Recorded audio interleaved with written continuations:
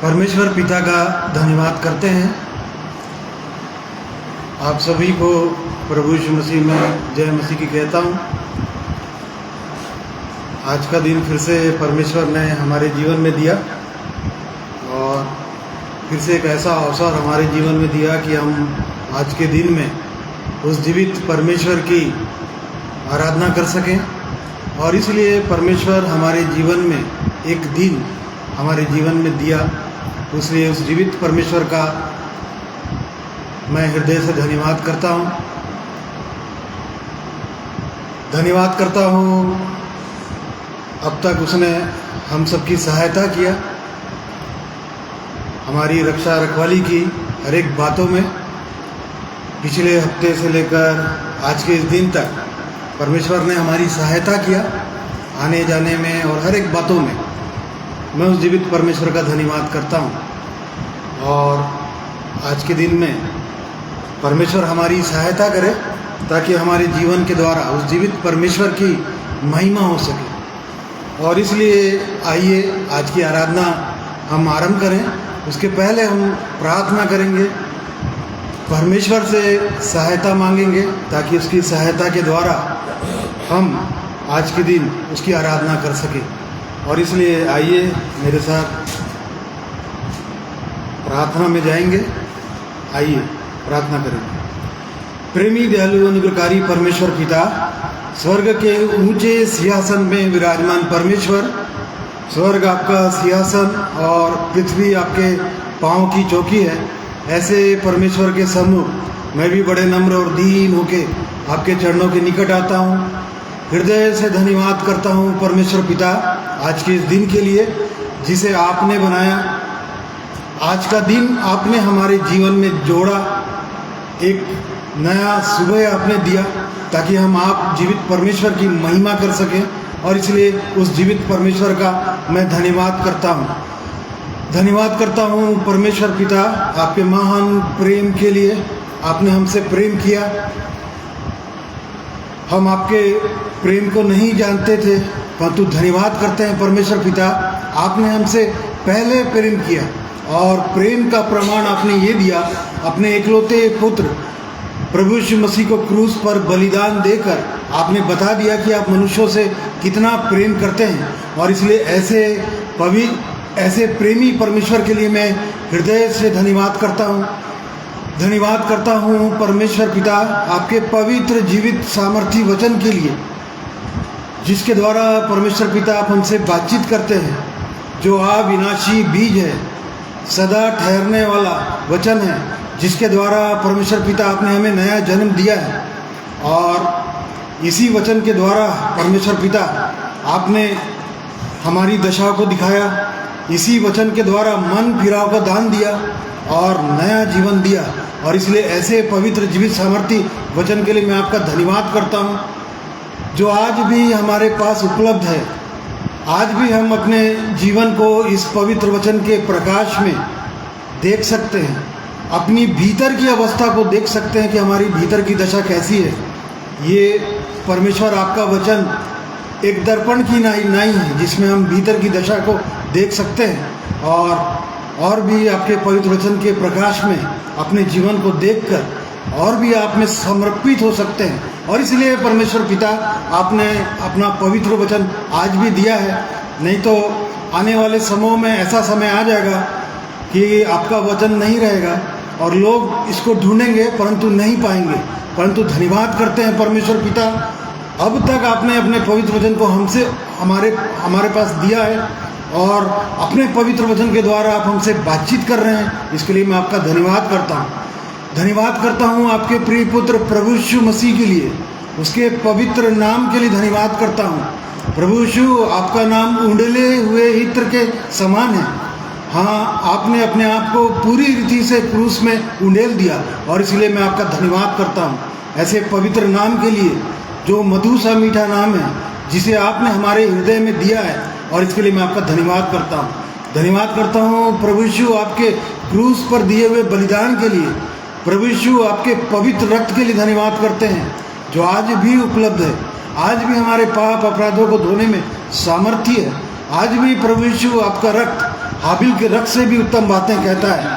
प्रभु यीशु, आपका रक्त आज भी कार्यकारी है जो हमारे पाप अपराधों को धोता है। और इसलिए परमेश्वर पिता, एक बार फिर मैं अपने आप को, अपने जीवन को आपके सामर्थी हाथों में सौंप देता हूँ। आज के दिन मेरी सहायता कीजिए और धन्यवाद करते हैं परमेश्वर पिता पवित्र आत्मा के लिए जिसे आपने सहायक के रूप में दिया। पवित्र आत्मा परमेश्वर संकट में अति सहज से मिलने वाला सहायक है। आज के दिन तक परमेश्वर पिता पवित्र आत्मा परमेश्वर आपने हमारी सहायता किया, इसके लिए धन्यवाद करते हैं। धन्यवाद करते हैं आपकी प्रतिज्ञाओं के लिए। आपने कहा, जहाँ 2 या 3 मेरे नाम से इकट्ठे होते हैं उनके बीच में मैं उपस्थित होता हूँ। पवित्र आत्मा परमेश्वर, आपकी उपस्थिति में आज के दिन आपकी आराधना करने में हमारी सहायता कीजिए, ताकि हर एक बातों में परमेश्वर पिता आपको महिमा मिल सके वचन से, और वैसे ही आपकी स्तुति के गीतों के द्वारा आप हमारे जीवन से आप महिमा पाए। और इसलिए परमेश्वर पिता, अब तक आपने हमारी सहायता किया, इसलिए धन्यवाद करते हैं। धन्यवाद करते हैं परमेश्वर पिता इस जगह के लिए जिसे आपने उपलब्ध कराया है, और इस माध्यम के लिए जिसके द्वारा परमेश्वर पिता ये सुसमाचार का कार्य किया जा रहा है। इस माध्यम, फेसबुक के माध्यम के लिए आपका धन्यवाद करते हैं परमेश्वर पिता, जिसके द्वारा ये सुसमाचार का कार्य हो रहा है। इसके लिए मैं धन्यवाद करता हूँ। और वैसे इस जगह के लिए, इस जगह के चारों ओर प्रभु यीशु आपके पवित्र रक्त का बाड़ा हो, और पूरी शांति के साथ आज के दिन आपकी आराधना करने में हम सब की सहायता अगुवाई कीजिए। और अब तक आपने सहायता किया, इसके लिए धन्यवाद करते हैं। सारी आदर इज्जत महिमा सब कुछ आपको देते हैं, और ये विनती प्रभु यीशु मसीह के पवित्र और मीठे नाम से मांगते हैं। सुनिए और ग्रहण कीजिए। आमीन। आइए, अब समय होगा कि हम परमेश्वर की स्तुति करें, उसकी महिमा करें स्तुति के द्वारा, भाई नरेश और भाई उदय के द्वारा, और परमेश्वर इन सब बातों में हमारी सहायता करें।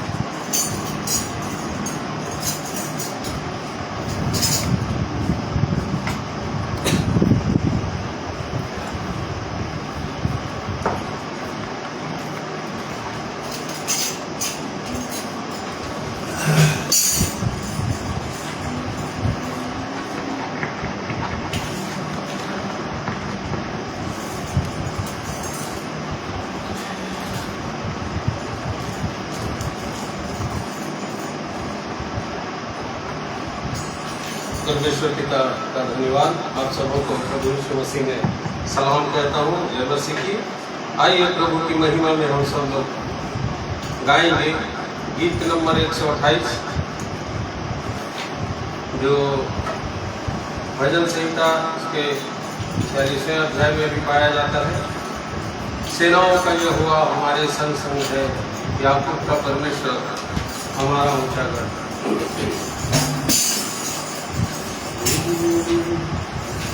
सेनाओं का यहोवा हमारे संग संग है, याकूब का परमेश्वर हमारा ऊंचा गढ़ है। सेनाओं का यहोवा हमारे संग संग है, याकूब का परमेश्वर हमारा ऊंचा गढ़ है।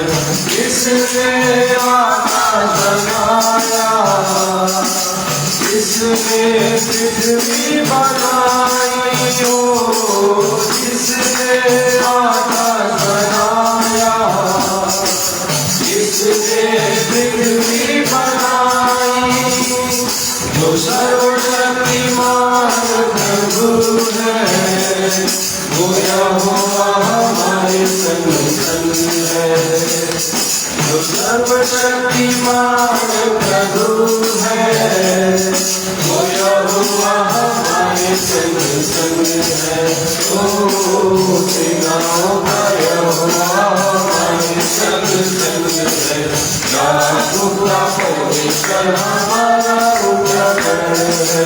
सेनाओं का यहोवा हमारे संग संग है, याकूब का परमेश्वर हमारा ऊंचा गढ़ है। समुद्र को जिसने उभारा, जंगल में से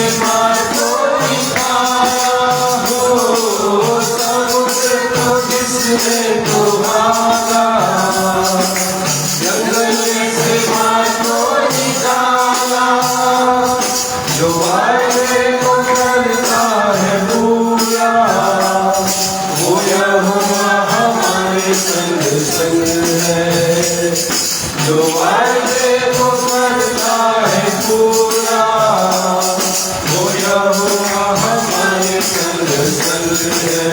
ओ सेनाओं का यहोवा हमारे संग संग है। याकूब का परमेश्वर हमारा ऊंचा गढ़ है। सेनाओं का यहोवा हमारे संग संग है। याकूब का परमेश्वर हमारा ऊंचा गढ़ है।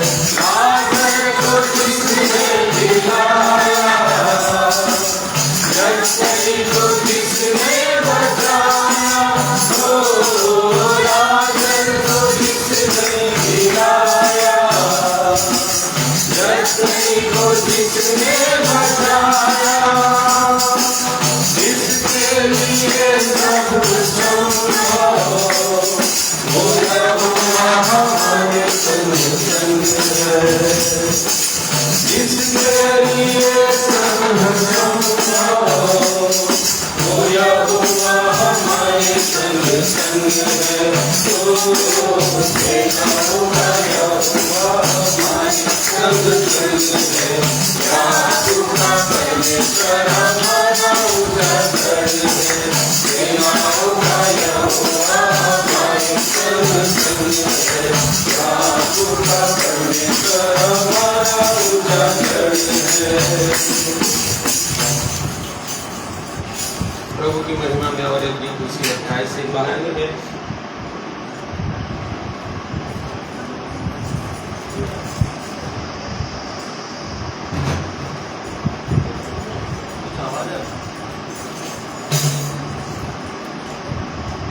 जैसे हरिणी नदी के जल के लिए, वैसे ही परमेश्वर मैं तेरे लिए मांगता हूँ।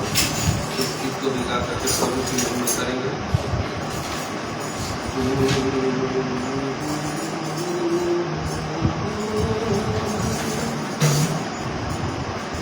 जैसे हरिणी नदी के जल के लिए, वैसे ही परमेश्वर मैं तेरे लिए आता हूँ। जीव के ईश्वर परमेश्वर का प्यासा हूँ। जैसे हरिणी नदी के जल के लिए, वैसे ही परमेश्वर मैं तेरे लिए आता हूँ। जीव के ईश्वर परमेश्वर का प्यासा हूँ। जैसे हरिणी नदी के जल के लिए, तुम यहोवा के संग रहोगे, तब वो तुम्हारे संग रहेगा। जब तुम यहोवा के संग रहोगे, तब वो तुम्हारे संग रहेगा। यदि तुम उसकी सोच रहो, तो तुमसे मिला करेगा। यदि तुम उसको त्यागोगे, तो भी तुमको त्यागेगा। जैसे हरिणी नदी के जल के लिए, वैसे ही परमेश्वर मैं तेरे लिए आता हूँ। जीव के ईश्वर परमेश्वर का प्यासा हूँ। जैसे हरिणी नदी के जल के लिए, इसलिए मैं तुम उसके धर्म की खोज करो। इसलिए तुम उसके धर्म की खोज करो।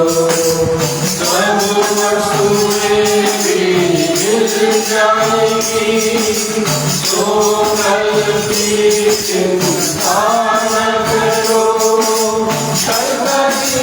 अपनी चिंता करेगा। आज के लिए आज का दुख बहुत है। जैसे भरी नदी के जल के लिए, वैसे ही परमेश्वर में तेरे लिए।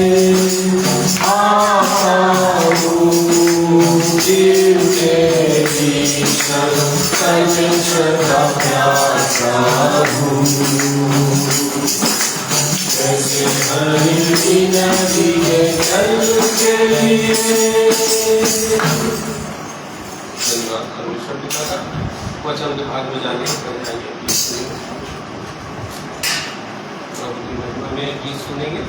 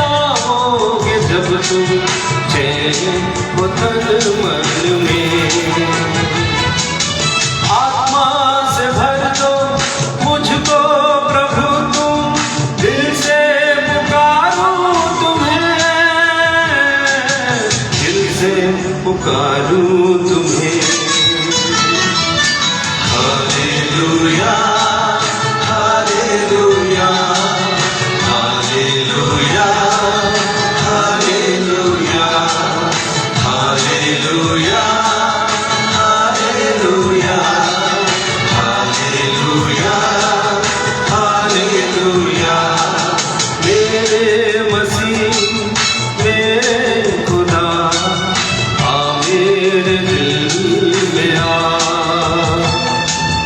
मेरे मसीह मेरे खुदा आ मेरे दिल में आ।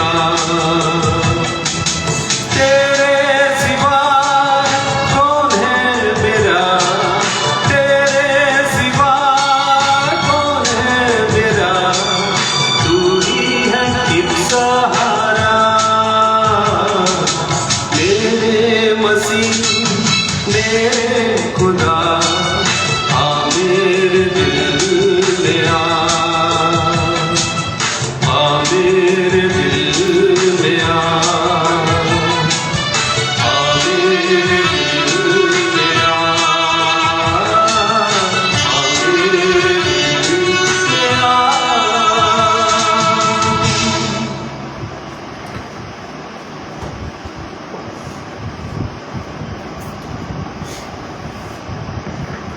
प्रभु की महिमा स्तुति आइए वचन के भाग में जाएंगे।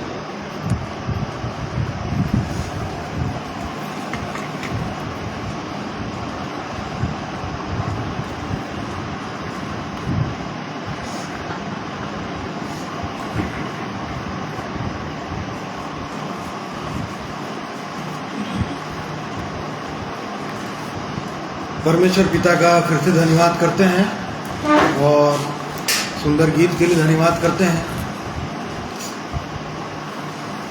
भाई के लिए धन्यवाद करते हैं सुंदर गीतों के लिए।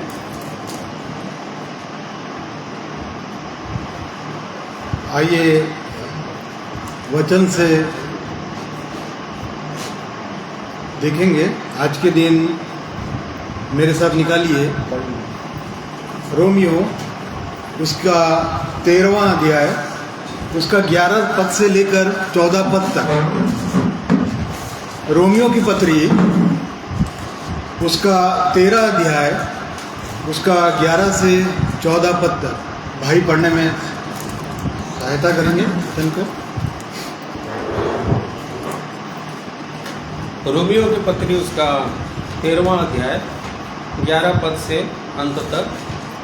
समय को पहचान कर ऐसा ही करो, इसलिए कि अब तुम्हारे लिए नींद से जाग उठने की घड़ी आ पहुंची है।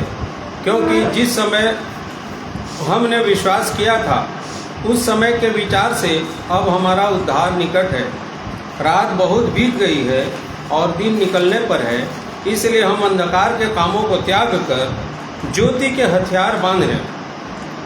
जैसा दिन को शोभा देता है वैसा ही हम सीधी चाल चलें, न कि लीला क्रीड़ा और पियक्कड़पन में, न व्यभिचार और लुचपन में, और न झगड़े और डाह में, वरन प्रभु यीशु मसीह को पहन लो और शरीर के अभिलाषाओं को पूरा करने का उपाय न करो। परमेश्वर वचन के द्वारा से हमें आशीषित करे। धन्यवाद करते हैं भाई का, वचन पढ़ने में सहायता किया। यहाँ पर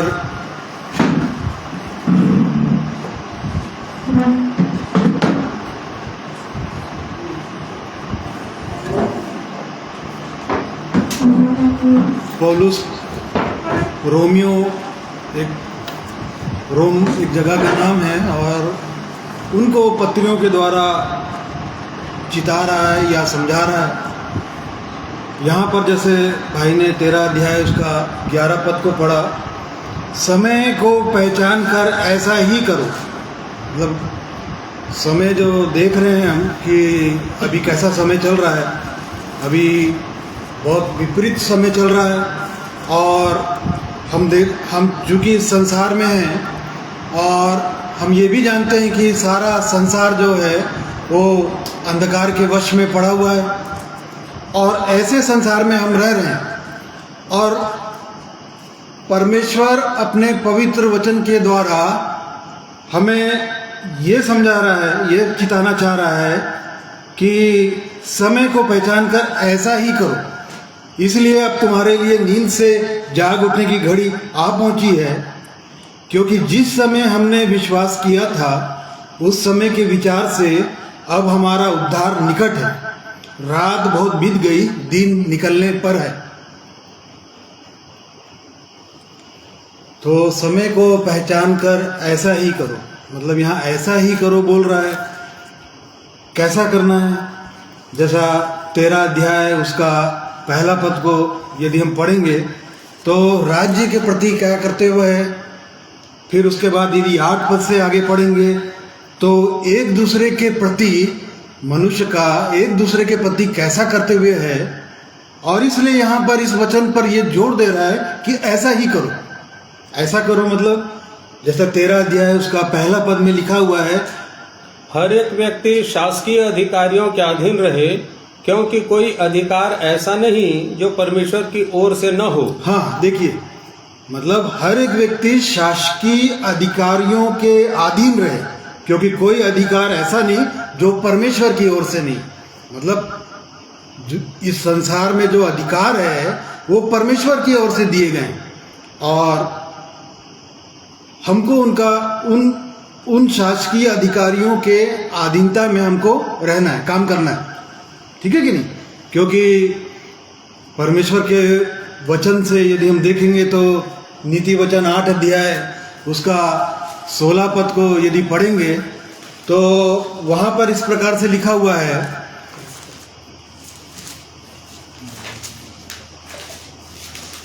मेरे ही द्वारा राजा, हाकिम और रईस और पृथ्वी के सब न्यायी शासन करते हैं। देखो, मेरे ही द्वारा मतलब उस परमेश्वर के द्वारा राजा, हाकिम मतलब ऊंचे पदाधिकारी, हाकिम मतलब उनको बोलता है जो ऊंचे पद में है, और रईस और पृथ्वी के न्यायी लोग क्या करते हैं, शासन करते हैं।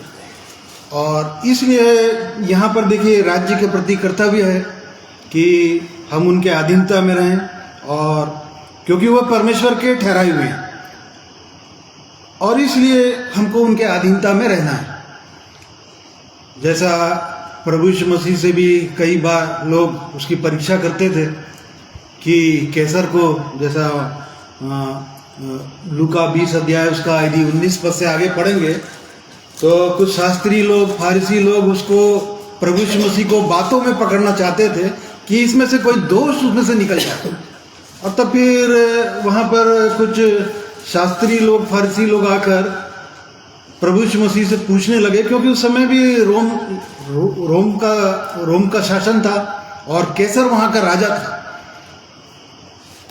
और तब फिर उन लोगों ने उसको बातों में पकड़ना चाहा कि किसी रीति से इसको किसी बात में पकड़ें। और तब फिर उन्होंने पूछा, क्या कैसर को कर देना उचित है? और तब फिर प्रभु यीशु मसीह ने क्या कहा? उसने उनकी चतुराई को ताड़कर उनसे कहा, हाँ, 1 दिनार मुझे दिखाओ, हाँ, इस पर किसकी छाप है और नाम है? उन्होंने कहा, कैसर का। हाँ। उसने उनसे कहा, तो जो कैसर का है वह कैसर को दो, और जो परमेश्वर का है वह परमेश्वर को दो। देखिए, जो कैसर का है उसको कैसर को दो, और जो परमेश्वर का है उसको परमेश्वर को दो। तो प्रभु यीशु मसीह जब न्याय के सिंहासन में थे, जब उसका न्याय हो रहा था और पिलातुस उसका न्याय कर रहा था, जो यूहन्ना 19 अध्याय उसका 10 पद में दिया हुआ है। और तब फिर पिलातुस प्रभु यीशु मसीह से कहने लगा, तू कुछ बोलता क्यों नहीं?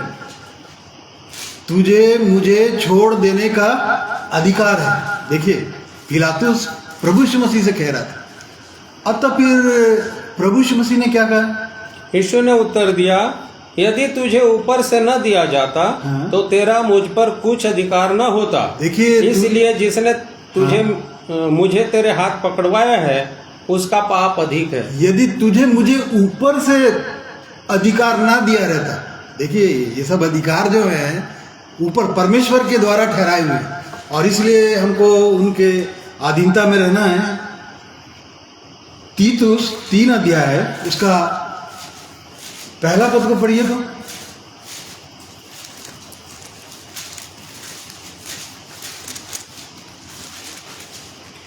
लोगों को सुधि दिला कि हाकिमों और अधिकारियों के अधीन रहें और उनकी आज्ञा माने और हर एक अच्छे काम के लिए तैयार रहें। हाँ, देखिए पौलुस यहाँ तीतुस के द्वारा उसका सहयोगी था, तीतुस का सहयोगी था, पौलुस का सहयोगी था। वो पौलुस कह रहा है कि लोगों को सुधि दिला कि हाकिमों अधिकारियों के अधीन रहे और उनकी आज्ञा मारें और हर एक अच्छे काम के लिए क्या करें, तैयार रहें। मतलब देखिए, अधिकारी हैं उनके अधिकार में रहें और हर एक अच्छे काम के लिए तैयार रहें। तो ये राज्य के प्रति करते हुए, और 8 पद से आगे पढ़ेंगे तो वहाँ पर लिखा हुआ है, आपस के प्रेम को छोड़कर और किसी बात में किसी की कर्जदार ना हो। देखिए, यहाँ राज्य के प्रति कर्तव्य के विषय में बताया, क्योंकि समय ऐसा चल रहा है, समय को पहचान कर ऐसा ही करो। तो राज्य के प्रति कर्तव्य के विषय में बताया। फिर एक दूसरे के प्रति हमारा कैसा कर्तव्य होना चाहिए, हमारा कैसा आचरण होना चाहिए, हमारा कैसा रहन सहन होना चाहिए, जिन बातों को पौलुस यहाँ पर बता रहा है। आपस के प्रेम को छोड़ और किसी बात में किसी के कर्जदार ना, क्योंकि जो दूसरे से प्रेम रखता है उसी ने व्यवस्था को पूरी की। क्योंकि यह कि व्यभिचार न करना, हत्या न करना, चोरी न करना, लालच न करना, इन छोड़ और कोई भी आज्ञा हो तो सबका सारांश इस बात में पाया जाता है, अपने पड़ोसी से अपने समान प्रेम रख। प्रेम पड़ोसी की कुछ बुराई नहीं करता, इसलिए प्रेम रखना व्यवस्था को पूरा करना। देखिए, इस प्रेम को बहुत जोर दे रहा है। परमेश्वर ने 10 आज्ञा दिया, उस 10 आज्ञाओं को प्रभु यीशु मसीह ने 2 आज्ञा में बदला। लूका 10 अध्याय उसका यदि 25 पद से आगे हम पढ़ेंगे तो एक व्यवस्थापक प्रभु यीशु मसीह की परीक्षा करने आया और व्यवस्थापक प्रभु यीशु मसीह से पूछने लगा कि हे स्वामी, अनंत जीवन पाने के लिए मैं क्या करूं? और तब फिर प्रभु यीशु मसीह ने उससे कहा कि व्यवस्था में क्या लिखा है, हाँ, तू कैसे पढ़ता है? उसने उत्तर दिया, तू प्रभु अपने परमेश्वर से अपने सारे मन और अपने सारे प्राण और अपनी सारी शक्ति और अपनी सारी बुद्धि के साथ प्रेम रख, हाँ, और अपने पड़ोसी से अपने समान प्रेम रख। उसने उससे कहा, तूने ठीक उत्तर दिया, यही कर तो तू जीवित रहेगा। हाँ, तो प्रभु यीशु मसीह को उसने बताया कि अपने सारे प्राण, अपने सारे मन, सारे प्राण, सारी शक्ति और सारी बुद्धि से क्या परमेश्वर से क्या रख? प्रेम रख। और दूसरा, अपने पड़ोसी से अपने समान प्रेम रख। मतलब अपनी सारी बुद्धि से, सारे मन, सारे प्राण से, मतलब ये आज्ञा मनुष्य का परमेश्वर के साथ संबंध को दिखाता है कि मनुष्य का परमेश्वर के साथ कैसा संबंध है, इस बातों को दिखाता है। और दूसरा, अपने पड़ोसी से अपने समान प्रेम रख। मनुष्य का मनुष्य के साथ किस प्रकार से संबंध, किस प्रकार से प्रेम, इन बातों को दिखाता है। और इसलिए यहाँ पर बोल रहा है कि अपने पड़ोसी से अपने समान प्रेम रख। मतलब देखिए, हमको यदि हम परमेश्वर से प्रेम रख रहे हैं, यदि हम बोलते हैं कि हम परमेश्वर से यदि हम प्रेम रखते हैं, तो जो व्यक्ति यदि परमेश्वर से प्रेम रखेगा वो अपने पड़ोसी से भी अपने समान वैसा ही प्रेम रखेगा। और यदि जो व्यक्ति परमेश्वर से यदि प्रेम नहीं रखेगा तो पड़ोसी से भी अपने समान प्रेम नहीं रखेगा। क्योंकि जो आज्ञा है, यदि पहली आज्ञा को हम पूरी नहीं करते हैं तो दूसरी आज्ञा को पूरी नहीं कर पाएंगे। प्रभु यीशु मसीह ने भी कहा, यदि यूहन्ना 14 अध्याय उसका 15 पद में, यदि तुम मुझसे प्रेम रखोगे, देखो प्रेम का प्रमाण मानता है ना, यदि प्रेम रखोगे तो प्रेम का क्या प्रमाण है? प्रभु यीशु मसीह ने कहा, यदि तुम मुझसे प्रेम रखोगे तो मेरी आज्ञाओं को मानोगे। और उसी का 21 पद, जिसके पास मेरी आज्ञाएं हैं और वह उन्हें मानता है, वही मुझसे प्रेम रखता है। हाँ। और जो मुझसे प्रेम रखता है उससे मेरा पिता प्रेम रखेगा, और मैं उससे प्रेम रखूंगा और अपने आप को उस पर प्रकट करूंगा। हाँ, देखिए, यदि हम परमेश्वर से प्रेम रखते हैं तो प्रमाण ये है कि हम उसके आज्ञा को क्या करें? माने। और यदि हम उसकी आज्ञा को मानेंगे तो पिता भी हमसे क्या करेगा, प्रेम करेगा, और अपने आप को हमारे जीवन में क्या करेगा। देखिए कितनी सुंदर प्रतिज्ञा है। यदि हम उससे प्रेम रखते हैं तो प्रेम का ये प्रमाण रहेगा कि हम उसकी आज्ञा को क्या करेंगे, मानेंगे। और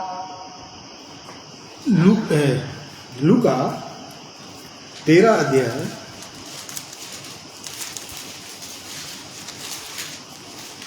नहीं, यूहन्ना 13 अध्याय है, उसका 34 पद। देखिए ये प्रेम का प्रमाण है। और यदि हम आपस में प्रेम रखेंगे तो क्या होगा। मैं तुम्हें एक नई आज्ञा देता हूँ। प्रभु यीशु मसीह ने एक नई आज्ञा दिया। क्या नई आज्ञा दिया? कि एक दूसरे से प्रेम रखो। हाँ। जैसा मैंने तुमसे प्रेम रखा है वैसा ही तुम भी एक दूसरे से प्रेम रखो। हाँ। यदि आपस में प्रेम रखोगे तो इसी से सब लोग जानेंगे कि तुम मेरे चेले हो। देखिए यदि हम, प्रभु यीशु मसीह ने एक नई आज्ञा दी कि आपस में एक दूसरे से क्या रखो, प्रेम रखो। और इस प्रकार से यदि एक दूसरे से प्रेम रखेंगे तो लोग जानेंगे कि तुम मेरे क्या हो, चेले। और इस प्रकार से प्रभु यीशु मसीह ने भी कहा। और यहाँ पर भी पौलुस देखिए समय को पहचान कर ऐसा ही करो बोल रहा, क्योंकि समय बहुत बुरा चल रहा है। अभी जो समय चल रहा है यदि हम देखें तो प्रभु यीशु मसीह ने कहा कि ये मत्ती 24 उसका 12 पद में, अधर्म के बढ़ने से बहुतों का प्रेम क्या हो जाएगा, ठंडा हो जाएगा। देखिए जैसे जैसे प्रभु यीशु मसीह का आगमन निकट आते जा रहा है, और चूंकि हम इस संसार में हैं और ये सारा संसार जो है दुष्ट के वश में पड़ा है, अंधकार में, और देश जो है वो दुष्टों के हाथ में दिया गया। ये देश जो है परमेश्वर के लोगों के हाथ में नहीं है। और ऐसे संसार में हम रह रहे हैं, और ऐसे संसार में जैसे जैसे प्रभु यीशु मसीह के दिन को हम निकट आते हुए देख रहे हैं, ठीक है कि नहीं। मतलब जिस प्रकार से जो समय चल रहा है, और इस प्रकार से हम देखते हैं कि प्रभु यीशु मसीह का आना बहुत ही निकट है, मतलब बहुत जल्दी वो आने वाला है। और इसलिए प्रभु यीशु मसीह कह रहे थे कि अधर्म के बढ़ने से बहुतों का प्रेम ठंडा हो जाएगा। अधर्म मतलब होता है लोगों के जीवन से वो धर्म प्रकट नहीं होगा, लोगों के जीवन से वो प्रेम प्रकट नहीं होगा, क्योंकि ये सारा संसार जो है, और ये जो वचन जो है ये विश्वासियों के लिए, ये विश्वासियों के लिए है, या जो लोग जीवन पाए हुए हैं उनके लिए ही वचन है। और उनको यहाँ पर पौलुस प्रेरित चिता है। और सचमुच में यदि हम इनको देखेंगे तो अधर्म बढ़ता ही चला जा रहा है, लोगों के अंदर में प्रेम दिखाई नहीं देता, ठीक है कि नहीं। और इसलिए यहाँ पर बोल रहा है कि समय को पहचान कर ऐसा ही करो। अभी जो समय चल रहा है, प्रभु यीशु मसीह ने कहा कि अभी कैसा समय चल रहा है, कटनी का समय चल रहा है, ठीक है कि नहीं। अभी कटनी का समय, और देखो भीड़ को देखकर प्रभु यीशु मसीह ने कहा कि देखो अभी कटनी का समय है, लोग तैयार हैं परंतु मजदूर थोड़े ही, तो कटनी का समय है। और ऐसे समय में, ऐसे संसार में परमेश्वर हमको बोल रहा है कि समय को पहचानो, ठीक है कि समय को पहचानना है, क्योंकि दिन बुरे हैं, दिन जो है अच्छे दिन नहीं है, दिन बुरे हैं, और समय को पहचानना है। क्योंकि जिस प्रकार से जो समय अब अभी जो समय है, अभी के इस समय तक तो प्रभु यीशु मसीह का आगमन हो जाना चाहिए था। समय के अनुसार यदि देखें, गणना के अनुसार यदि देखें, तो परमेश्वर के लोग जो गणना करते हैं वचन के आधारित, उस हिसाब से यदि हम देखें तो प्रभु यीशु मसीह का आगमन हो जाना चाहिए था, अब तक तो हो ही जाना चाहिए था। परंतु परमेश्वर के वचन में लिखा हुआ दूसरा पत्र 3 अध्याय उसका 8 पद में कि परमेश्वर के यहाँ एक दिन 1000 वर्ष के बराबर है, और 1000 वर्ष एक दिन के बराबर है।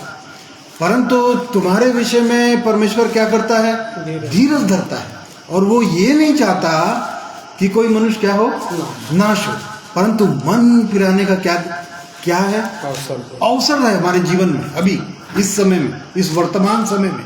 और इसलिए परमेश्वर प्रभु यीशु मसीह का जो आने का आगमन है, यहाँ पर इन वचनों को जो हम पढ़ रहे हैं, ये प्रभु यीशु मसीह के आगमन के विषय में बता रहा है, और उसके पहले हमको क्या कर रहा है? चिता रहा है। समय को पहचान कर क्या करो, ऐसा ही करो, क्योंकि दिन बहुत बुरे हैं, और मनुष्य ये नहीं जानता कि हमारा समय जो है किसके हाथ में है। भजन संहिता 31 अध्याय उसका यदि 15 पद को पढ़ेंगे तो देखिए वहां पर परमेश्वर का वचन क्या कहता है। 31 अध्याय उसका 15 पद को पढ़िए तो। मेरे दिन तेरे हाथ में है, हाँ। तू मुझे मेरे शत्रुओं और मेरे सताने वालों के हाथ से छुड़ा। देखो परमेश्वर का जन प्रार्थना कर रहा था कि मेरा दिन के ऊपर एक स्टार लगा हुआ है जिसका अर्थ नीचे दिया हुआ है, समय। मेरा समय जो है हे परमेश्वर तेरे हाथ में है, और इसलिए परमेश्वर का जन प्रार्थना कर रहा था कि मुझे अपने शत्रुओं से क्या कर, तो हाथ से छुड़ा और मेरे सताने वालों के हाथ से छुड़ा। देखिए शत्रु, और हमारा शत्रु कौन है? हमारा सबसे बड़ा शत्रु शरीर है, और शरीर जो है आत्मा के विरोध में, और आत्मा जो है शरीर के विरोध में कार्य करता है। ठीक है कि दोनों एक दूसरे के विरोधी हैं, और इसलिए परमेश्वर का वचन बोल रहा है कि समय को पहचान कर ऐसा ही करो। ठीक है, समय जो है बहुत तेजी से बढ़ रहा है, और जो समय अभी चल रहा है उसके अनुसार तो प्रभु यीशु मसीह का आगमन हो ही जाना चाहिए था, क्योंकि प्रभु यीशु मसीह ने भी कहा कि जिसने मुझे भेजा है उसके काम मुझे दिन ही दिन में करना अवश्य है। देखिए परमेश्वर ने प्रभु यीशु मसीह को भेजा है ना, और प्रभु यीशु मसीह भी कह रहे थे यूहन्ना 9 अध्याय उसका 4 पद में कि मुझे उसके काम दिन ही दिन में करना अवश्य है, क्योंकि वो रात आने वाली है जिसमें कोई मनुष्य काम नहीं कर सकता। मतलब वो रात आने वाली है, और इससे पहले कि वो रात आए हमको ऐसे ही लिखा हुआ है। तो देखिए प्रभु यीशु मसीह भी यहाँ कह रहे थे, और इसलिए यहाँ पर इस वचन को जोड़ दे के कह रहा है कि समय को पहचान कर ऐसा ही करो। ठीक है कि नहीं? आपस में एक दूसरे से प्रेम करो। परंतु अभी हम देखते हैं कि विश्वासी लोगों के अंदर में यदि वास्तव में देखा जाए तो प्रेम जो है परमेश्वर के प्रति प्रेम ठंडा हो धीरे धीरे, क्योंकि वातावरण ऐसा है, सारा संसार अंधकार में है, और ऐसे अंधकार में समय में लोगों का प्रेम जो है धीरे धीरे ठंडा होता चला जा रहा है। परमेश्वर के प्रति भी प्रेम ठंडा हो रहा है, लोगों के प्रति भी प्रेम क्या हो जा रहा है, आपस में जो प्रेम होना चाहिए, जिस प्रकार से प्रेम दिखना चाहिए लोगों का, वैसा वाला प्रेम दिखता नहीं। और इसलिए परमेश्वर देखिए इन वचनों के द्वारा जो समय चल रहा है उस समय के अनुसार बोल रहा है कि ऐसा ही करो, क्योंकि तुम्हारे लिए नींद से जाग उठने की घड़ी आ पहुंची। मतलब वो घड़ी आने वाली है। प्रभु यीशु मसीह का आगमन जो है बहुत जल्दी आने होने वाला है, और इसलिए परमेश्वर अपने वचन के द्वारा हमें जागृत करना चाह रहा है, क्योंकि नींद से जाग उठने की घड़ी आ पहुंची। नींद क्यों आती है? पर नीति वचन 19 अध्याय उसका 15 पद में लिखा हुआ है कि आलस से भारी नींद आ जाती है। देखिए आलस्य जो है मनुष्य के अंदर में आलस्य के कारण भारी नींद आ जाती है, और जो प्राणी ढिलाई से काम करता है भूखा ही रहता है। देखिए आलस जो है, ये आलस इसलिए आ जा रहा है क्योंकि वातावरण ऐसा चल रहा है। ये संसार के लोग जिस प्रकार से हम देख रहे हैं, यदि परमेश्वर के लोग भी यदि उनको ऐसा देखने लगे तो बिल्कुल ऐसी दशा हो जाएगी, ऐसी दशा हो जाती है। और इसलिए परमेश्वर नींद से जाग उठने की घड़ी आ पहुंची। नीति वचन 20 अध्याय उसका 13 पद को पढ़िए तो।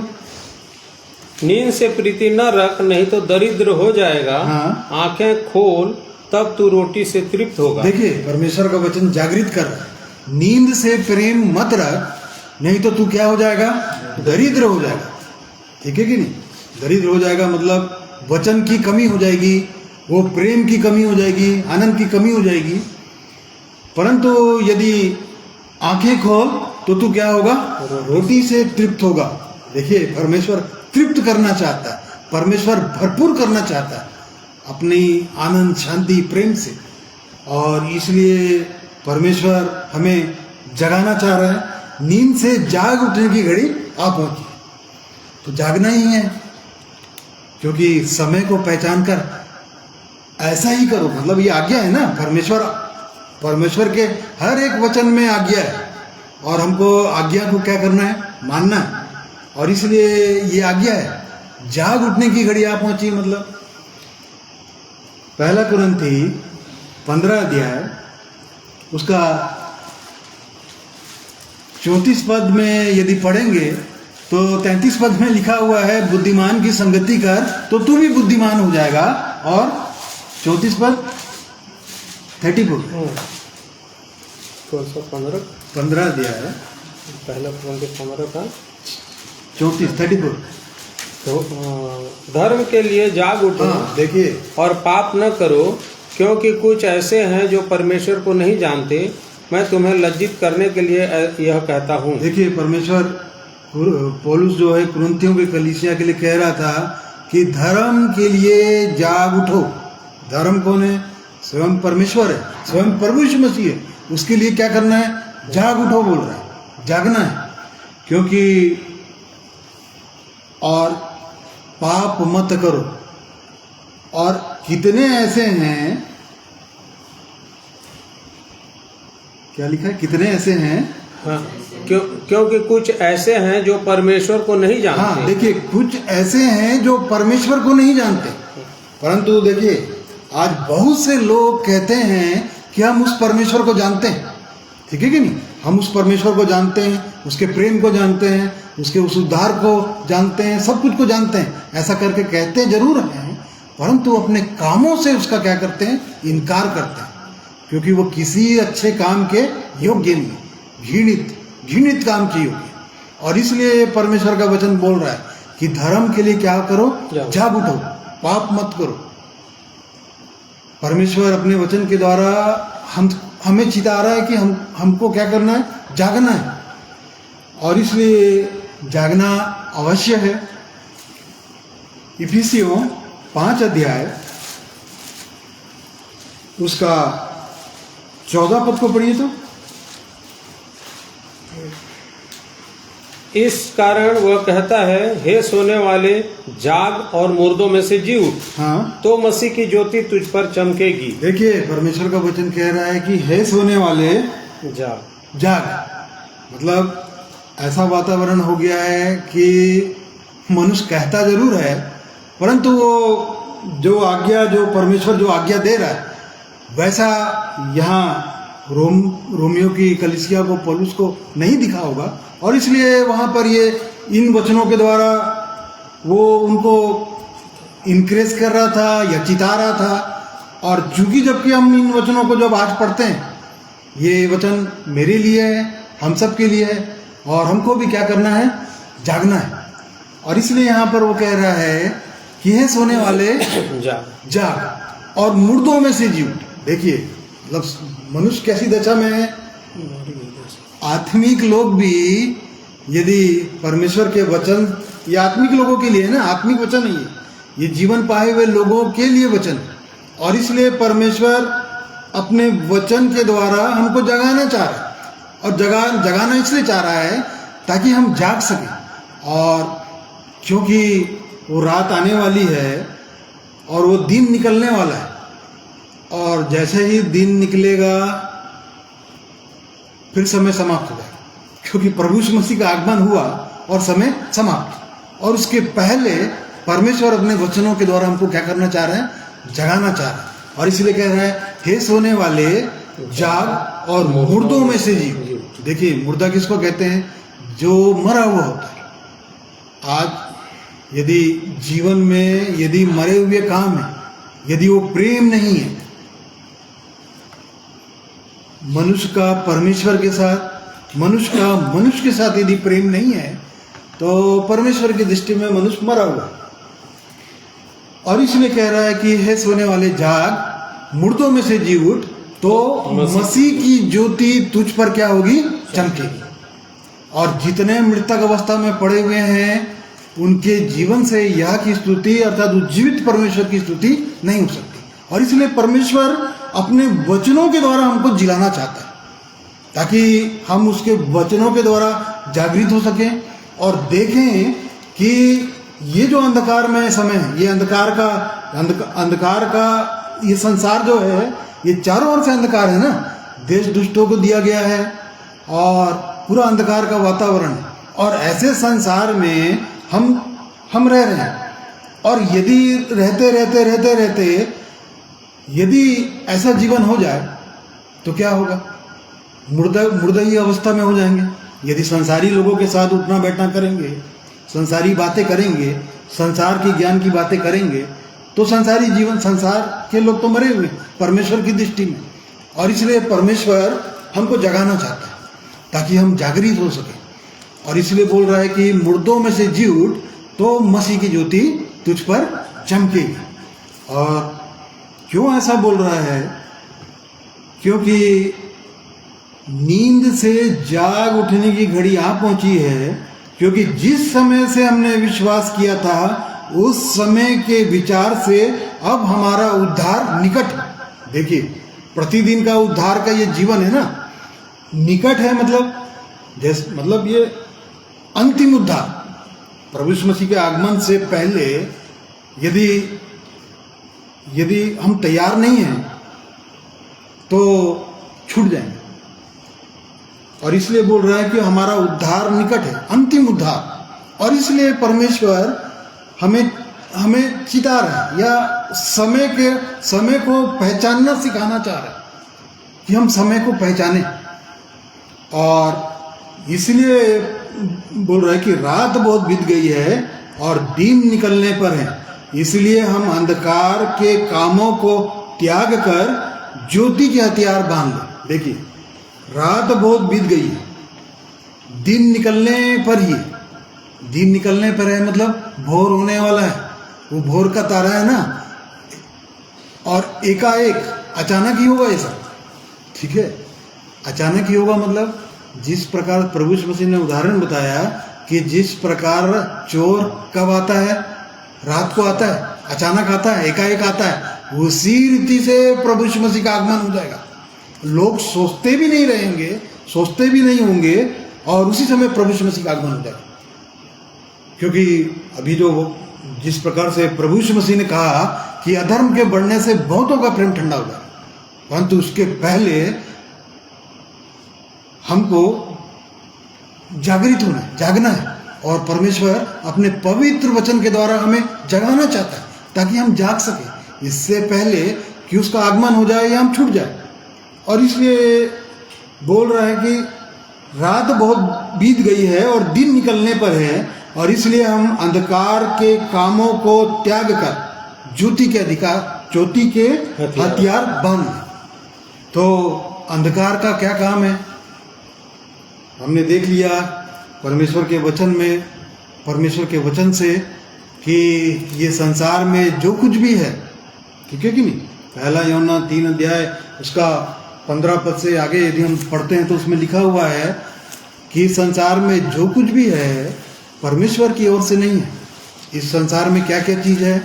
शरीर की अभिलाषा है, आंखों की अभिलाषा है, और जीविका का घमंड। देखिए, जीविका का घमंड मतलब जीने का घमंड, कि मनुष्य किस रीति से जी रहा है, अपने ऊपर भरोसा करके, अपनी योग्यता के ऊपर, अपने धन के ऊपर, अपने ऊपर विश्वास करके, ये सब बातें परमेश्वर की ओर से नहीं है, परंतु किसकी ओर से है? शैतान की ओर से है।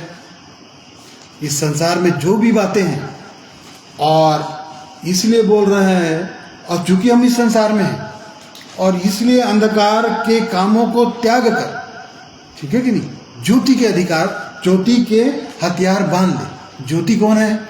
ज्योति स्वयं प्रभु यीशु मसीह है। प्रभु यीशु मसीह ने कहा कि जगत की ज्योति मैं हूं, और जो मेरे पीछे होलेगा वो कभी भी अंधकार में ना चलेगा। प्रभु यीशु मसीह ने दावा कर दिया कि जगत की ज्योति में हूं। और यदि हम प्रभु यीशु मसीह के पीछे हैं, पीछे चल रहे हैं, तो फिर ये अंधकार का काम जो है वो हमारे जीवन में नहीं होगा। परंतु यहाँ पर पौलुस जिस प्रकार से यहाँ चिता रहा है कि अंधकार के कामों को त्याग कर, तो ये संसार में किस प्रकार का अंधकार का काम है। यहाँ इफिसियों 5 अध्याय उसका 8 पद को पढ़िए तो।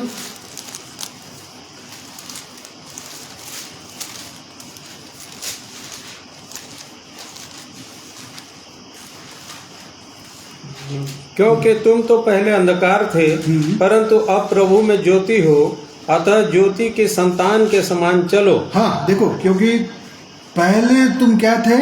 अंधकार थे। अंधकार थे मतलब हमारे जीवन से किस प्रकार के काम हुआ करते थे? अंधकार के काम हुआ करते थे। उसी का 3 पद से आगे पढ़िए।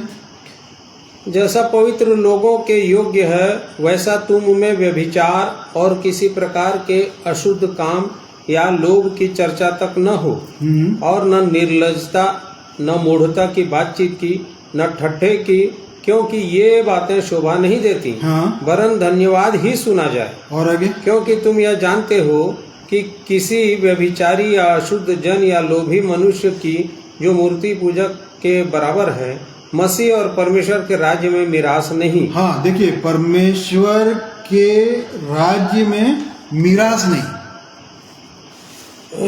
और सचमुच पहले ऐसे हमारे जीवन में काम थे, और इसलिए यहाँ पर पहले तो तुम अंधकार थे, परंतु अब प्रभु में ज्योति हो, और इसलिए बोल रहा है ज्योति की संतान के समान चलो। और यदि ज्योति की संतान के समान यदि हम चल रहे हैं, तो ज्योति की संतान का क्या फल है? प्रभु में यदि हम ज्योति हैं, तो ज्योति की संतान के समान चल रहे हैं, तो ज्योति का फल सब प्रकार की भलाई है, धार्मिकता है और सत्य है।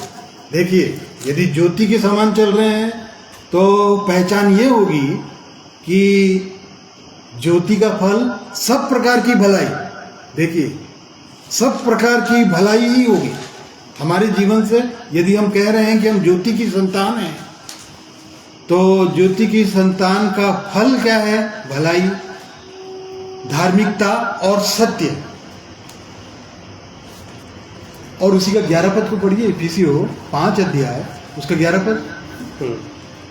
अंधकार के निष्फल कामों में सहभागी न हो, हाँ। वरन उन पर उलाह न दो, क्योंकि उनके गुप्त कामों की चर्चा भी लज्जा की बात है। और आगे, पर जितने कामों पर उलाह न दिया जाता है, वे सब ज्योति से प्रकट होते हैं, क्योंकि जो सब कुछ को प्रकट करता है वह ज्योति है। हाँ देखिए, और इसलिए बोल रहा है कि परखो प्रभु को क्या भाता है, अंधकार के निष्फल कामों में सहभागी ना हो, वरन उन पर क्या करो?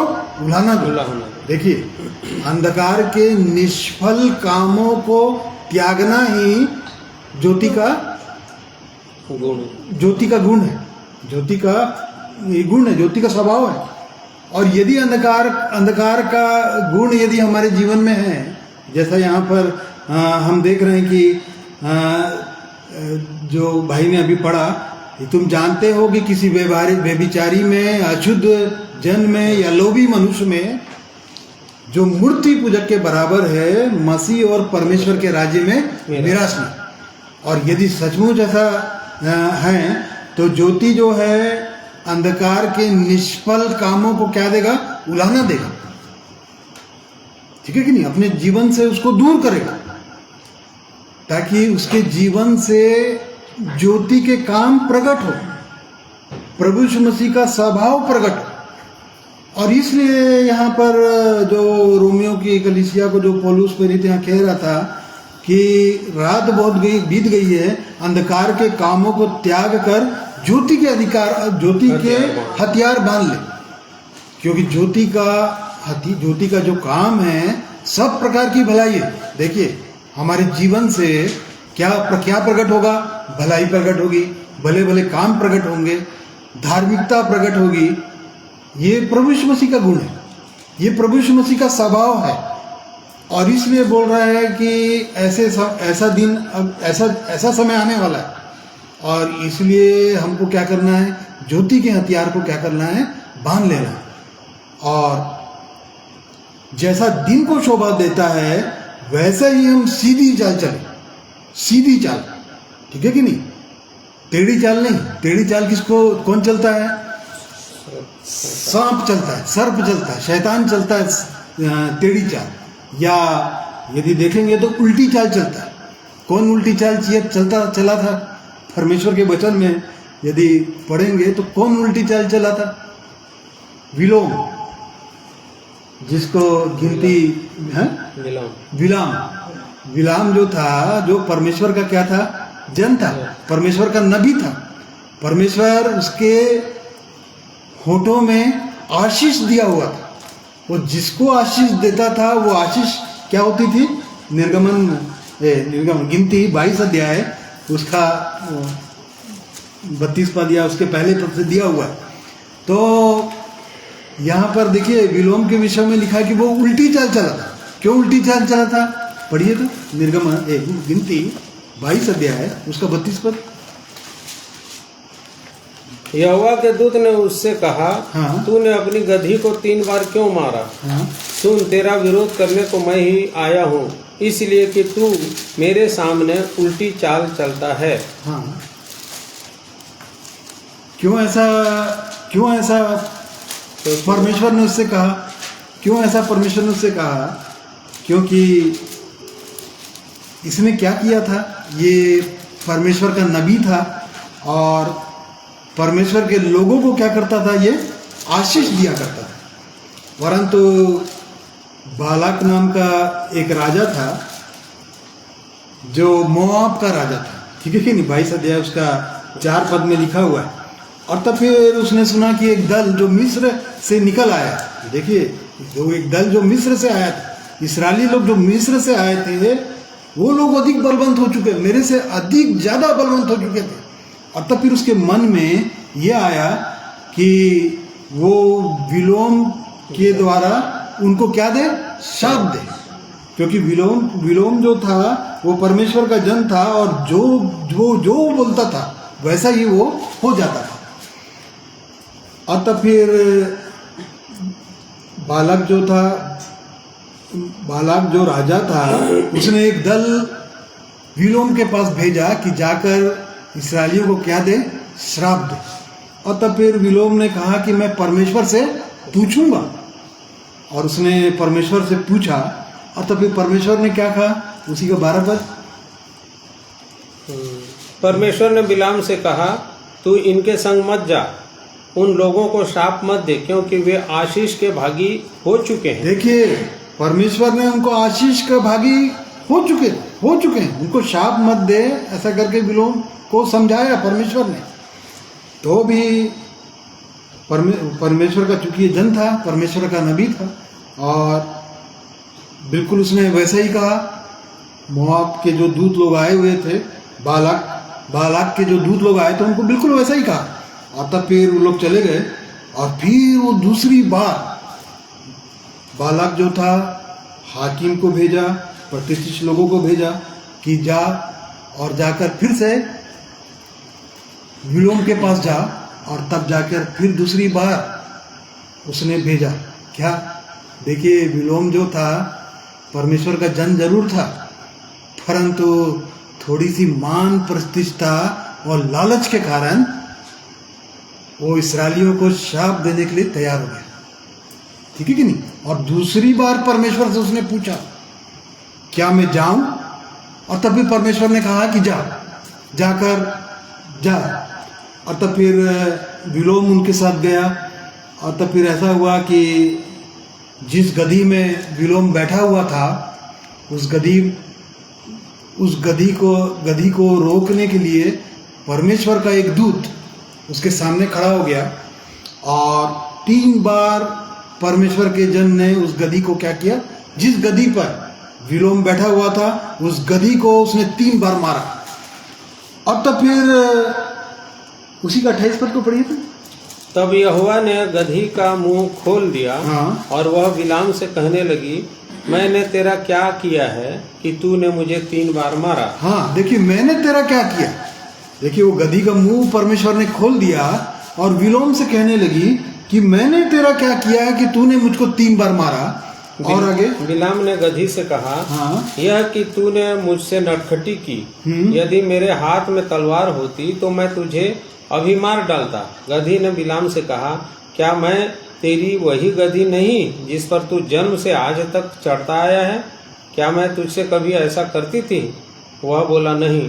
तब यहोवा ने बिलाम की आंखें खोली और उसको यहोवा का दूत हाथ में नंगी तलवार लिए हुए मार्ग में खड़ा दिखाई दिया। देखिए यहाँ पर गधी ने बिलाम से कहा, क्या मैं तेरी वही गधी नहीं जिस पर तू जन्म से आज तक चढ़ता आया है?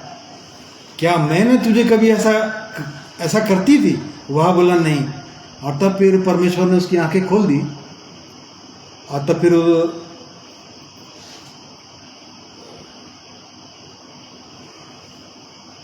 वही जो 32 पद को हमने पढ़ा कि परमेश्वर ने विलोम को कहा कि तू मेरे सामने उल्टी चाल चलता है। ठीक है कि नहीं? उल्टी चाल मतलब परमेश्वर ने उसको मना किया कि इनके साथ मत जा, इनके संग मत जा। एक बार मना जरूर किया, परंतु दूसरी बार फिर उसने ऐसा पूछा। और तब फिर परमेश्वर ने उसे कहा कि जा। और जब जा गया तो परमेश्वर ने उससे कहा कि तू मेरे सामने जो है उल्टी चाल चलता है।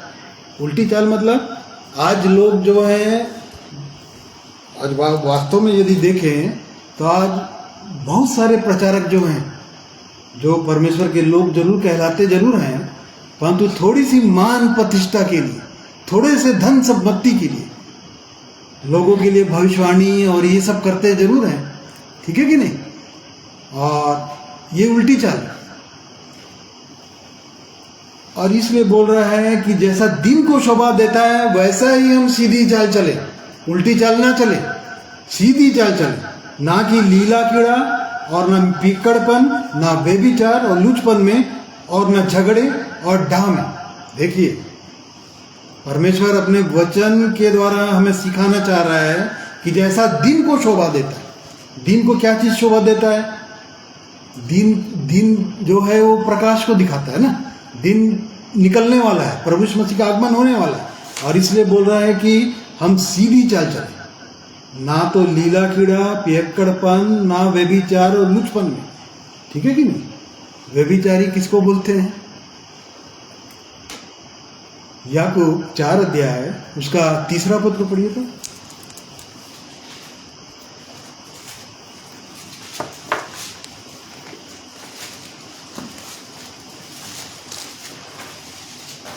तुम मांगते हो और पाते नहीं, इसलिए कि बुरी इच्छा से मांगते हो ताकि अपने भोग विलास में उड़ा दो। हे व्यभिचारिणियों, क्या तुम नहीं जानती कि संसार से मित्रता करनी परमेश्वर से बैर करना है? देखिए, अतः जो कोई संसार का मित्र होना चाहता है वह अपने आप को परमेश्वर का बैरी बनाता है। हे व्यभिचारिणियों, देखिए जो लोग इस संसार में है उनको व्यभिचारिणियों बोलता है ना। और इसलिए तुम मांगते हो, इसलिए तुम पाते नहीं, क्योंकि बुरी इच्छा से मांगते हो। और संसार से मित्रता जो है परमेश्वर से बैर रखना है। यदि संसार के साथ, यदि संसारी लोग हमारे मित्र हैं तो परमेश्वर से क्या है? हम परमेश्वर के बैरी। और एक सुंदर वचन लिखा हुआ है अय्यूब 24 अध्याय उसका 25 पद को पढ़िए तो।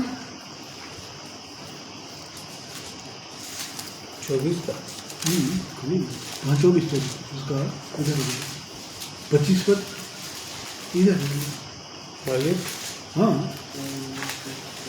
के 24 का 15 है। व्यभिचारी यह सोचकर कि कोई मुझको देखने न पाए हाँ दिन डूबने की राह देखता रहता देखिए, है। व्यभिचारी मनुष्य जो होता है कोई मुझको देखने ना पाए इसलिए वो किस चीज का इंतजार करता है? दिन डूबने का। ठीक है कि नहीं? अभी दिन निकलने वाला है, परंतु व्यभिचारी जो होगा वो दिन डूबने का क्या करेगा? इंतजार करेगा। क्यों ऐसा इंतजार करेगा? आगे और लाइन दिन और वह अपना मुंह छिपाए भी रखता है। वे अंधियारे के समय घरों में सेंध मारते और बस देखिए, व्यभिचारी मनुष्य जो होगा वो दिन डूबने का इंतजार करता रहेगा। और हम वचन में पढ़ रहे हैं कि दिन निकलने वाला है, और इसलिए इन वचनों के द्वारा परमेश्वर हमारी सहायता करे ताकि हम जैसा दिन को शोभा देता है वैसी चाल चले, ना तो झगड़े और ना तो डाह में।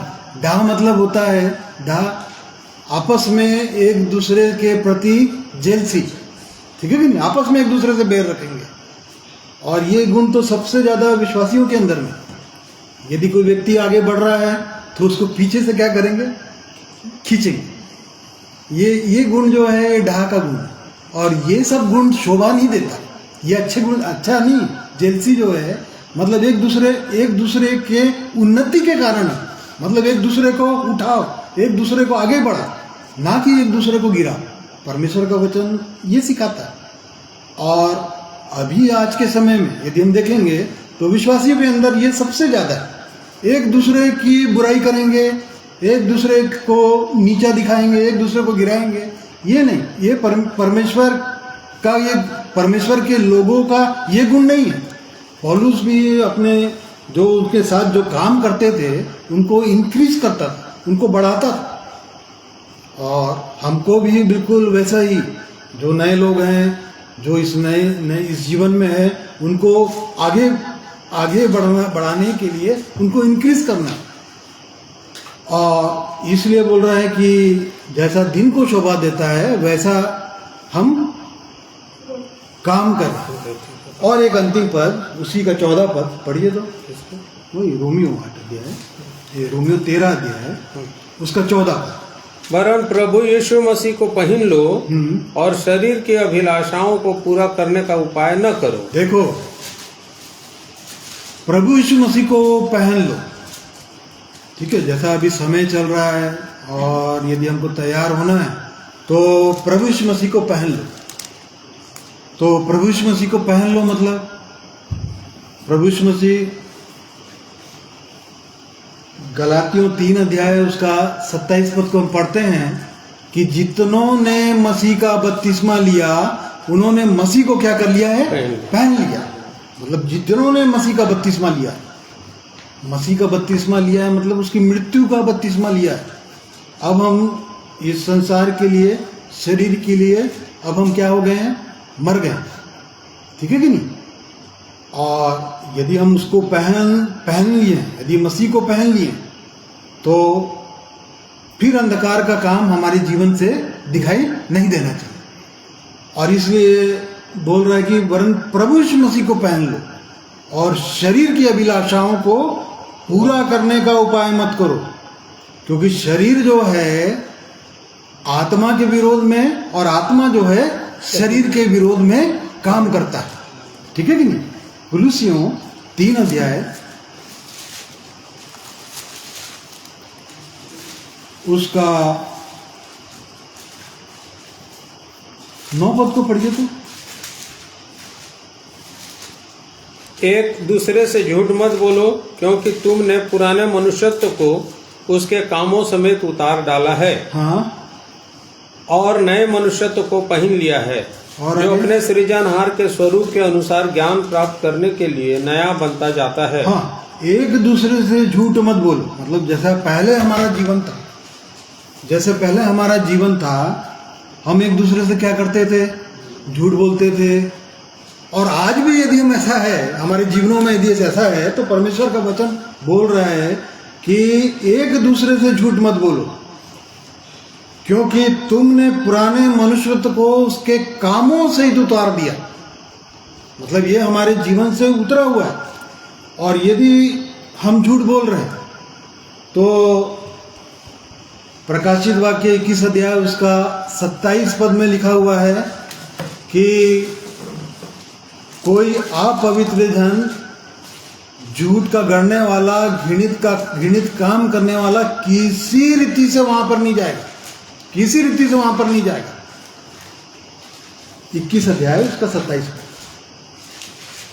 परंतु उसमें कोई अपवित्र वस्तु या उसमें घृणित कोई काम अपवित्र वस्तु या कोई घृणित काम करने वाला या झूठ का गढ़ने वाला किसी रीति से प्रवेश न करेगा। देखिए वहां पर किसी रीति से प्रवेश नहीं करेगा।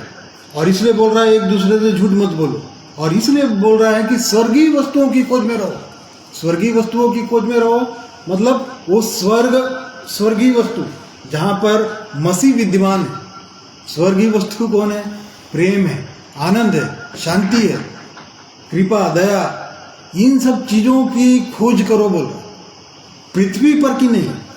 क्योंकि इस पृथ्वी पर क्या है, इस अगर पृथ्वी पर की वस्तुओं की यदि ध्यान देंगे, पृथ्वी पर यदि ध्यान देंगे तो वो स्वर्गीय वस्तुओं पर ध्यान नहीं दे पाएंगे। और इसलिए परमेश्वर अपने वचन के द्वारा हमें कह रहा है कि स्वर्गीय वस्तुओं की ओर ध्यान दीजिए। उसी का 5 पद को पढ़िए तो, कुलुसियों 3 अध्याय। इसलिए अपने उन अंगों को मार डालो जो पृथ्वी पर हैं, अर्थात व्यभिचार, अशुद्धता, दुष्कामना, बुरी लालसा और लोभ को जो मूर्ति पूजा के बराबर है। इन्हीं के कारण परमेश्वर का प्रकोप आज्ञा न मानने वालों पर पड़ता है। हाँ। और तुम भी जब इन बुराइयों में जीवन बिताते थे तो इन्हीं के अनुसार चलते थे। पर अब तुम भी इन सब को अर्थात क्रोध, रोष, वैर भाव, निंदा और मुंह से गालियां बकना, ये सब बातें छोड़ दो। देखिए ये सब निकाल दो, ये सब उतार दो बोल रहा है परमेश्वर इन वचनों के द्वारा। तो कैसे उतारेंगे इन जो ये बुराइयों को जो हम देख रहे हैं कि अपने उन अंगों को मार डालो जो पृथ्वी पर है। व्यभिचार, अशुद्धता, बुरी लालसा, लोभ, बैर, रोष भाव, निंदा, मुंह से गालियां बकना, यदि ये सब चीजें बातें हैं तो इनको उतारो बोल रहा है। और किसको पहनने के लिए बोल रहा है? नए मनुष्यत्व को वो पहन लो जो अपने सृजनहार के स्वरूप के अनुसार ज्ञान प्राप्त करने के लिए नया बनता जाता है। मतलब प्रभु यीशु मसीह को पहन लो। तो कैसे उतारेंगे? रोमियो 8 अध्याय उसका 12 और 13 पद को पढ़िए तो। इसलिए हे भाइयों, हाँ हम शरीर के कर्जदार नहीं कि शरीर के अनुसार दिन काटें। हाँ क्योंकि यदि तुम शरीर के अनुसार दिन काटोगे तो मरोगे, यदि आत्मा से देह की क्रियाओं को मारोगे तो जीवित रहोगे। हाँ देखिए, हम शरीर के कर्जदार नहीं कि शरीर के अनुसार दिन काटें। और जो परमेश्वर ने जो आत्मा हमारे अंदर दिया है, ठीक है कि नहीं, परमेश्वर अपनी आत्मा को हमारे हृदय के अंदर में दिया है। ठीक है, पवित्र आत्मा जो दिया है वो हमारे अंदर में दिया है। और यदि आत्मा हमारे अंदर में है तो परमेश्वर का वचन कह रहा है कि यदि तुम शरीर के अनुसार दिन काटोगे तो मरोगे। और इसलिए आत्मा से देह की क्रियाओं को मारोगे तो जीवित रहोगे। देख लीजिए, यदि हमारे जीवन में ये सब बातें हैं तो परमेश्वर ने हमें पवित्र आत्मा दिया है ताकि हम इन कामों को क्या करें, उतार डालें, अपने जीवन से उतारें। और इसलिए परमेश्वर अपने पवित्र वचन हमें दिया है, पवित्र आत्मा हमें दिया है। और परमेश्वर हमारी सहायता करता है। मतलब जो लोग इन कामों को जो लोग उतारना चाहते हैं, ठीक है कि नहीं, जो लोग इन कामों को उतारना चाहते हैं, अपने जीवन से उतारना चाहते हैं, परमेश्वर उनकी सहायता जरूर करता है। ठीक है कि नहीं, जो लोग, और हमको ऐसा करना ही चाहिए क्योंकि समय के अनुसार जिस प्रकार से जो समय चल रहा है, अब दिन निकलने पर ही है, प्रभु यीशु मसीह का आगमन होने ही वाला है। और इसलिए हमको क्या बोल रहा है, प्रभु यीशु मसीह को पहन लो, शरीर की अभिलाषाओं को पूरा करने का यत्न ना करो। और शरीर के अनुसार यदि दिन काटोगे तो मरोगे। और इसलिए परमेश्वर अपने पवित्र वचन के द्वारा हमें चिताता है, सिखाता है, ताकि पवित्र आत्मा जो दिया है हम शरीर की क्रियाओं को जो हमारे विरोध में उठती है, आत्मा के विरोध में उठती है, उनको हम क्या करें, अपने जीवन से, अपने शरीरों से उसको हम क्या करें, दूर करें, निकालें। ये परमेश्वर की इच्छा है, ये परमेश्वर की आज्ञा है, और इसलिए हमको ऐसा करना चाहिए। एक बहुत सुंदर गवाही है अय्यूब की। अय्यूब उसका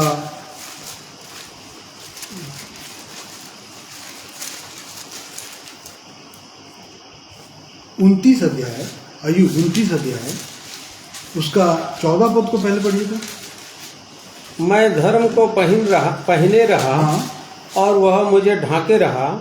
मेरा न्याय का काम मेरे लिए बागे और सुंदर पगड़ी का काम देता था। देखिए अय्यूब कितनी सुंदर गवाही है कि मैंने धर्म को पहने रहा। धर्म कौन है? स्वयं प्रभु यीशु मसीह है। यदि प्रभु यीशु मसीह को हम पहन लें तो प्रभु यीशु मसीह का आचरण, प्रभु यीशु मसीह का जीवन हमारे जीवन में दिखना चाहिए, ठीक है कि नहीं? और यहाँ पर बहुत सुंदर गवाही है। और मेरा न्याय का काम नहीं, मैं ढाके रहा, और वह मुझे ढांके रहा, और वो मुझे ढाके रहा। देखिए यदि प्रभु यीशु मसीह को हम पहन लेंगे तो वो मुझको क्या करेगा? ढाके रहेगा। उसी का 19 पद को पढ़िए तो। मेरी जड़ जल की ओर फैली, देखिए और मेरी डाली पर ओस रात भर पड़ी रहेगी। बहुत सुंदर गवाही है। मेरी जड़ जो है नदी के जल की ओर फैली, मेरी जो जड़ जो थी वो नदी के जल की ओर फैली रही, और मेरी डाली पर ओस रात भर पड़ी रहेगी। मेरी डाली पर ओस, देखिए ये आशीष दे रहे ना, आशीष की बातें, मतलब इस अंधकार जैसा समय हम देख रहे हैं, सारा संसार दुष्ट के वश में पड़ा हुआ है, ठीक है कि नहीं? रात का समय, और ऐसे समय में देखिए कितनी सुंदर आशीषों को हम देखते हैं कि रात के समय भी ओस मेरे रात को ओस रात भर पड़ी रहेगी। हाँ। मेरी डाली पर ओस रात भर क्या होगी? पड़ी रहेगी। देखिए, और यदि सचमुच में जिस प्रकार से ये अय्यूब की बहुत सुंदर गवाही है, और जिस प्रकार से मैं धर्म को पहने रहा, मतलब धर्म मतलब स्वयं प्रभु यीशु मसीह, और सचमुच जबकि वातावरण को हम देखते हैं, चारों ओर का वातावरण, ये संसार के लोगों के जीवन को देखते हैं, तो कई बार मनुष्य संसार के अनुसार, शरीर के अनुसार चलने लगता है, परंतु परमेश्वर हमें जागृत करना चाहता है ताकि हम जागें। और जिस प्रकार से अय्यूब की हमने गवाही देखी, सुनी कि मैं धर्म को पहना रहा, और इस कारण मेरी जड़ जो थी वो जल की ओर थी। देखिए जड़ मतलब नीचे जो बेस जो था, जड़ जो होता है पेड़ का जो जड़ में जो पानियाँ आती है उसके कारण क्या होता है? वो हरियाली होती है। और डालियों के ऊपर में क्या थी? ओस, आशीष, परमेश्वर की आशीषें, मतलब वो आशीषें उसके जीवन में जो आशीषें थे उसका वर्णन कर रहा था गवाहियों के द्वारा कि वो परमेश्वर ने मेरे जीवन में कैसा अद्भुत काम किया, क्योंकि मैंने धर्म को क्या किया? पहने हुए थे। और इसलिए परमेश्वर अपने वचन के द्वारा हमें भी कह रहा है प्रभु यीशु मसीह को पहन लो, और यदि प्रभु यीशु मसीह को पहन लेंगे तो शरीर की अभिलाषाओं को पूरा करने का उपाय हम नहीं करेंगे। और इसलिए परमेश्वर इन वचनों के द्वारा, देखिए ये परमेश्वर की आज्ञा है कि हम प्रभु यीशु मसीह को पहन लें, ठीक है कि नहीं? परमेश्वर के वचन को हम अपने हृदय में अधिकाई से बसने दें, ठीक है? परमेश्वर के वचन को पढ़ें, परमेश्वर के वचन हमारे हृदय में अधिकाई से बसे, और यदि हमारे हृदय में अधिकाई से बसेगा तब तो हम जानेंगे कि कौन सा अंधकार का काम है, कौन सा शरीर का काम है, कौन सा परमेश्वर के विरोध में काम है। और यदि परमेश्वर के वचन को नहीं पढ़ेंगे तो फिर वो समय आ जाएगा, अचानक प्रभु यीशु मसीह का आगमन हो जाएगा और हम छूट जाएंगे। और इसलिए परमेश्वर इन वचनों के द्वारा हमें जागृत करना चाहता है ताकि हम प्रभु यीशु मसीह को पहन लें और उसके मार्गों में हम आगे बढ़ें, उसके मार्गों में आगे बढ़ें, ताकि जिस दिन प्रभु यीशु मसीह का आगमन हो, ठीक है कि नहीं, क्योंकि यहाँ पे लिखा है उस समय के विचार से अब हमारा उद्धार निकट है, मतलब अंतिम उद्धार। जैसा ही प्रभु यीशु मसीह का ये मतलब ये उद्धार जो है ये प्रतिदिन का उद्धार है ना, वो एक दिन जो हम जीवन पाए वाला उद्धार के विषय में नहीं है, ये प्रतिदिन का उद्धार है। प्रतिदिन अपना क्रूस उठा के हमको चलना है, प्रतिदिन इस संसार के लिए मरना है, प्रतिदिन शरीर की क्रियाओं के लिए हमको मरना है, ये प्रतिदिन का उद्धार है। और इसलिए हम परमेश्वर इन वचनों के द्वारा हमें चिताना चाहे ताकि हम प्रभु यीशु मसीह को पहन लें और शरीर की अभिलाषाओं को पूरा करने का उपाय ना करें। और इसलिए परमेश्वर अपने पवित्र वचन को दिया है, पवित्र आत्मा हमारे पास है, और यदि है तो सचमुच में परमेश्वर हमारी और भी सहायता करे ताकि इस आत्मिक जीवन के मार्ग में हम आगे बढ़ें और सचमुच में परमेश्वर की महिमा के कारण ठहरे। परमेश्वर इन वचनों के द्वारा हमारी सहायता करे। आइए एक गीत और सुनेंगे।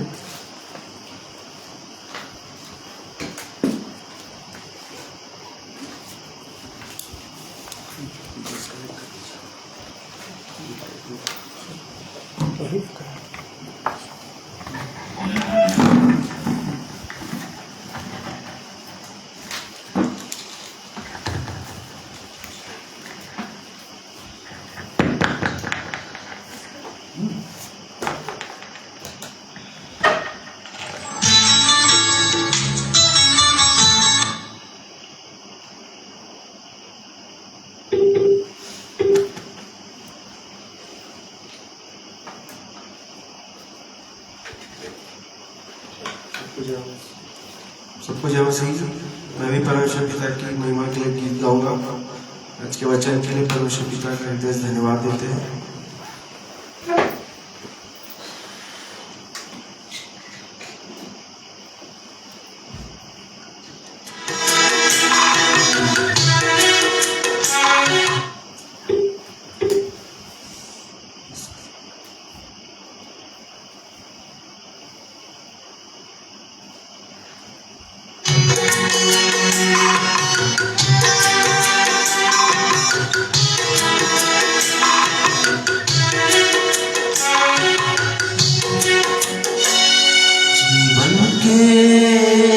संघर्षों में जब मानव जूझा जाता, जीवन के संघर्षों में जब मानव जूझा जाता, तब कौन उसे दिखलाता है, तब कौन उसे दिखलाता है, जीवन की ज्योति जलाता है, जीवन के संघर्षों जब मानव जूझा जाता है, जीवन के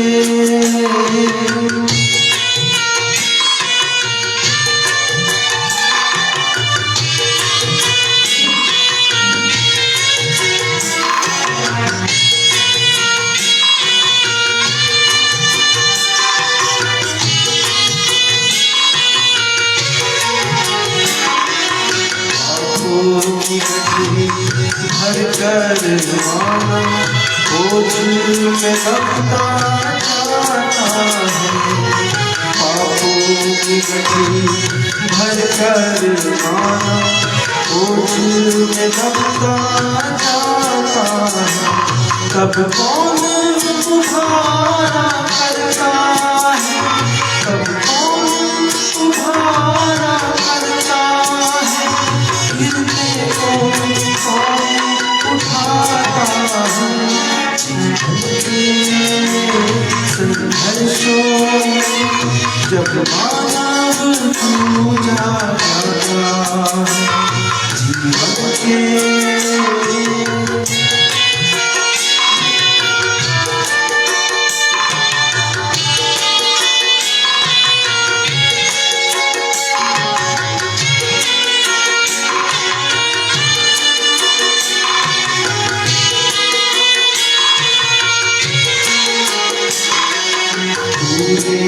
जीवन को कब समझा कौन तुझे समझाता है पूरे जीवन को कब समझा कौन तुझे समझाता है भवसागर के भंवरों में भवसागर के भंवरों में नैया को पार लगाता है जीवन के संघर्षों जब मानव जूझा जाता है जीवन के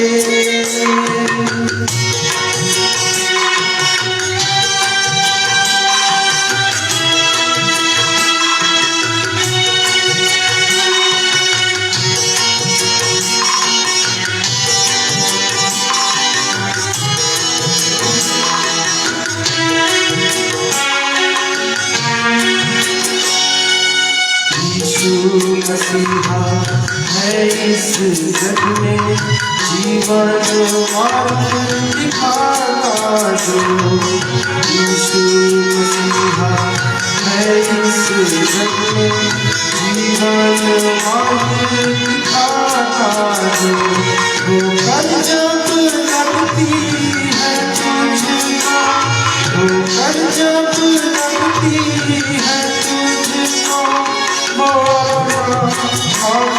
बढ़ाता है जीवन के संघर्षों जब मानव जूझा जाता है जीवन के संघर्षों जब मानव जूझा जाता है तब कौन उसे दिखलाता है तब कौन उसे दिखलाता है जीवन की ज्योति जलाता है जीवन के संघर्षों जब मानव जूझा जाता है जीवन के संघर्षों जब मानव जूझा जाता है।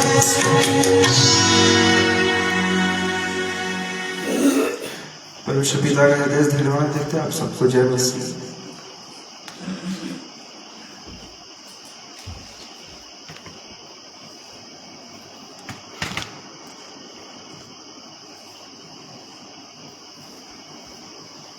परमेश्वर पिता का धन्यवाद करते हैं सुंदर गीत के लिए।